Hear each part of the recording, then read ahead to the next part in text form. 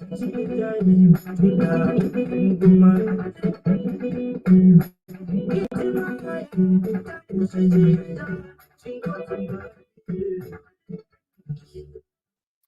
a very good afternoon, Team Zimbabwe. Maswera say, Killer Zivhu, a controversial ZANU-PF person, has come again and said something very important to Team Zimbabwe. This one was brought to me by somebody who is a follower here, and we decided to bring it on this platform. So they are not in agreement with the boys. Mudara has kuvata. Kwava kungozvishingisa chete kwemunhu ane nharo. Boys riri kutitenda kuti gore rino hatirimi nokuti weather report inoti hakuna mvura. Mudhara achiti handinei neweather report, tinorima chete semakore ose. So I want to dissect this statement and try to find a meaning out of nowhere. So what Killer Zivhu might be saying, what is this mean? What does this mean? They are not in agreement with the boys. Who and who? Mudhara has kuvata kwava kungozvishingisa chete.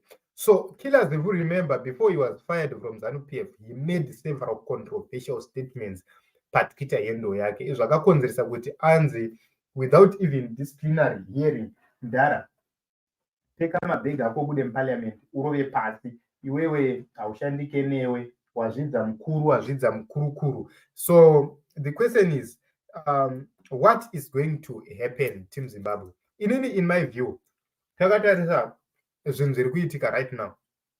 Everyone wants Nelson Chamisa to lead Zimbabwe. Everyone. Chero vese vanhu vamungafunga nezvavo vari chero vari kuZANU-PF vacho. Just except a few guys. Mubvunzo wangu ndewekuti tinosvika rini, guys? Nelson Chamisa claims kuti he does have evidence that the election was stolen. Ari kuti ane result raakatobata rezvakanyatsoitika chaizvo. And on the other side, Mudhara vari kuti ndindakahwina. Mukomana vari kuti kamukomana kaya vakutonyomba nekuita seri nezvese. Moreover, okay, izvozvo zvotoita zvisina basa. What about the arrest? Why are they arresting Vakomana vaChamisa? If you link that nezviri kuitika nezviri kutaurwa nana Killer izvi, there is an element of truth in this tweet.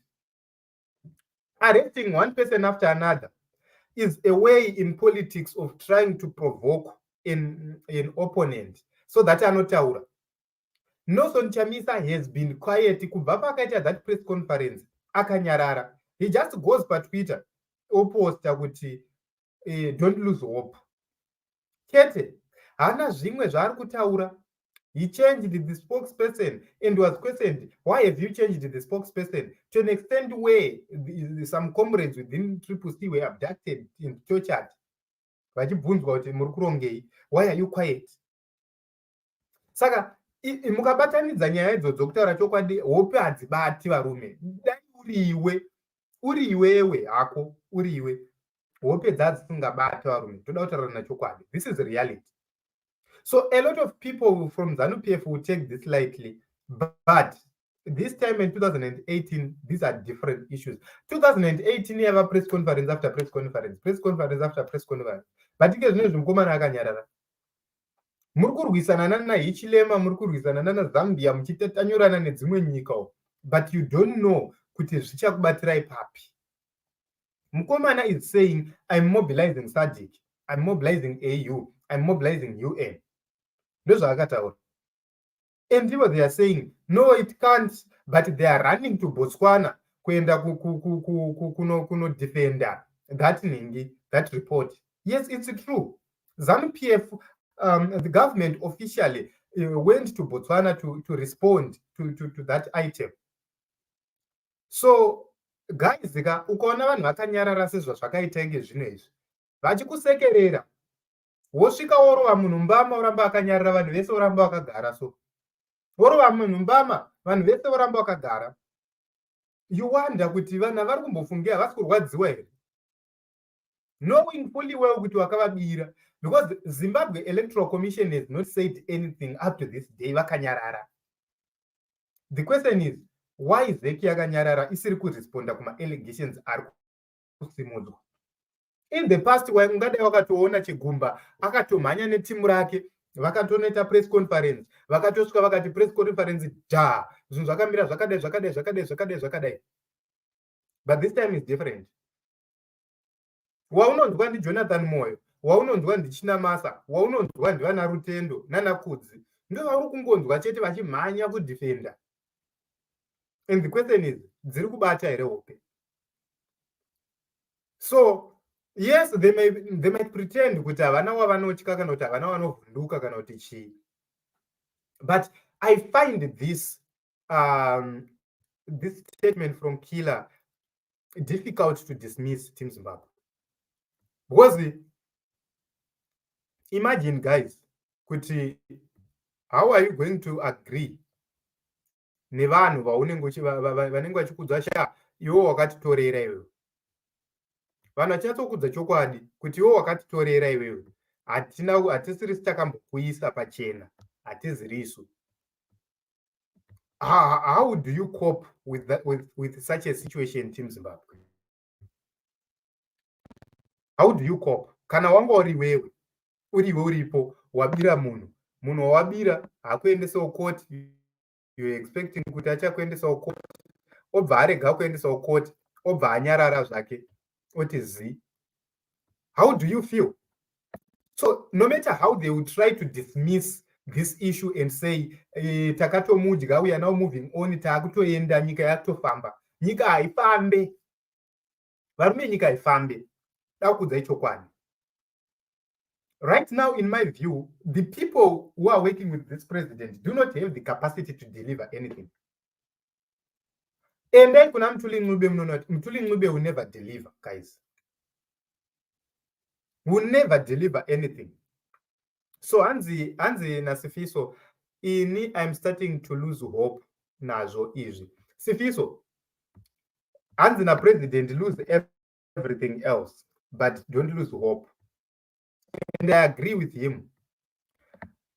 This silence yamuri kuona iri panapa. This is the last tweet ya President Chamisa. Yakangonzi, don't despair Zimbabwe. Focus, cheer up. This has never happened. The arrest dziri kuitwa guys kuti nhasi date ndi 15 September. Elections dzakaitwa musi 23 August. Mazuva mangani between 23 August na 15 September. Zvekuti you are starting to arrest people now. Uchivapomera mhosva dzakaitwa way before the election. Vanhu ava vaiva kupi vasingaite police reports, vakuita police reports now. Because vanhu veZANU-PF, they wanted anything to stop my MPs at CCC. So they would have brought these matters forward. But vaiva vakanyarara. Right now, ndo pavakuuya nenyaya idzi. The question is, why vari kuzviita izvi? So honestly, in Zimbabwe, yes, lose hope. But in Hangu, personally, I will not lose hope, because what I'm seeing happening right now in Zimbabwe tells me something. My instincts, guys, are kuti chero zvikaita sei nyika yeZimbabwe mukomana ari kuitonga vachida vasingadi. When yet we do not know, but in my view nyika iyi ari kuzoitungamirira vachida vasingadi. That is what is going to happen. So this tweet, dismiss it at your own peril. Dismiss this guy anonzi nozati Killer Zivhu. Yes, ane zvinhu zvaanobvotomoka, but pane zvinhu zvaanonyatsotaura nemo. And in my view, izvi ndo zvimwe zvezvinhu zviri kuitika. Ukatarisa Mudhara ane ma-insecurities. Tarisai Mudhara achitaura. Pese Mudhara paari kutaura, ari kuratidza kuti ane ma-insecurities. Ukaona munhu ane ma-insecurities akadaro, zvibvunze kuti chii chiri kumboitika. Why is it ari kuda ma-close lieutenants mugovernment yake? It's because haana vanhu vaanotrasta within ZANU-PF the system. Remember, munhu akawina 52.6 sekutaura kwavo, but party yake ine 64%. guys, musatamba negepi iroro. The other source says he got around 33%. Saka ukaona munhu iyeye marowerwa anenge akaitwa munhu anenge akazvambaradzwa akadhandwa zvechokwadi. And there is a matter which I need to bring. I think I will need to do another program because time yangu yapera. I will come nenyaya yoyoyo ndikuratidzei one of the guys already being persecuted wekuchipinge. Hanzi ko akazonyarara forever zvinhu zvacho regai tinamate hazviite haanyarare forever. That is what I know. Kuzonyarara hasi kuzonyarara forever. Anenge aita sezvikanzi pane zvichachinja here apa taneta kumirira isu. No, Alan, we are racing nenguva yaMwari guys ka hapana chekumhanyira. Mwana weZimbabwe hapana chekumhanyira because zvinhu izvi unoziva kuti pane zvimwe zvinhu so zvokuti kunyatsoona kuti apa ndagohwesa pena. Handiti hapana chekumhanyira, pena ndeyako, mirira pemba iridzwe wonyatsorova pena yako yonyatsogohwa. Guys, don't lose hope. Hanzi Jasper Muka, hanzi don't lose hope. Anopinda chete mukomana. Zvikanzi I believe him and Jesus Christ has power over everything and when he speaks he won't lie. Zvikanzi ngatingonamatai chete. Zvikanzi pamunogumira kufunga ndopavanotangira Chamisa ari kuzotonga Chamisa wayo. They start taking months to years releasing a final statement and take a step. Zvakatovharwa izvi, life must go on. No, asati, remember Hichilema is still in China. Zvikanzi I believe that change is coming. Let's be patient. And the Tariro Ainyadzi says that is trying to silence CCC for good. CCC is actually a threat to this democratic government. Zvikanzi we don't want to lose hope that we built with difficult, but stories are emerging one after another, such that we have gradually lost our cry for this removal. No, you don't have to lose hope, Chipo. See me, everything happens for a reason. Let's watch this space. Thank you very much, Nigel. And I believe the nyaya yenyika ino yakutoda kusira kuna Mwari. Yes, isisu vanhu takaisira kuna Mwari, but hatinyarare. We keep on rejuvenating each other, talking to each other each and every day. We keep having that conversation. So anzi tongoda kuna matachete isu mukomana akawina kare. And the mukomana ngana mate. God is the planner and the doer. No one will notice it happening, but you see change. Faith. Hope is everything. Zvikanzi kutenda netariro ngative inazvo. Yes, I agree with you, Team Zimbabwe. And zvikanzi guys, if you see musikana achikuda so quick, hazi musikana hanzi kwaye varungu vanoti easy come easy go chino chinouya nyore achigara nguva refu. Okay, zvikanzi kasilashi itemba masimamane sive moya munye siyonqoba sihlobo. Thank you very much, Tendai. Yes, we don't lose hope. Zvikanzi God is in it, and our president, as our president always say, let's back him with prayers, even midnight prayers for his protection. So guys, I agree with Vimbai. Let us really pray for this country. You know, pane zvimwe zvinhu zvine zvichigadziriswa zvega man. Zvichigadziriswa zvega. This election was necessary. We won this election. Difficulties were there, but unoziva kuti kana pane chasarira so chinofanira kuenda nomwe muendero. So humiliation comes after munhu aita nharo sedzatiri kuona idzidzizi. Inini my guts tell me kuti maybe vamwe vedu tingatadza kuiona this great Zimbabwe, Team Zimbabwe, but the majority of you will see this great Zimbabwe. I believe, inini I feel it kuti yes, vamwe tingatadza kuiona, a few of us vangatadza kuiona, but the majority of us are going to see this great Zimbabwe led by Advocate Nelson Chamisa. Trust me. So amen, regai tione kuti anopabuda sei, because ukatarisa guys marowerwo aitwa mudhara kune dzimwe nzvimbo dzevakomana vacho, marowerwo aitwa. I was shocked kuona bharaki munhu akarohwa kuseri nekuseri sengoma yeZion. So thank you very much everybody for coming. I don't want to take much of your time.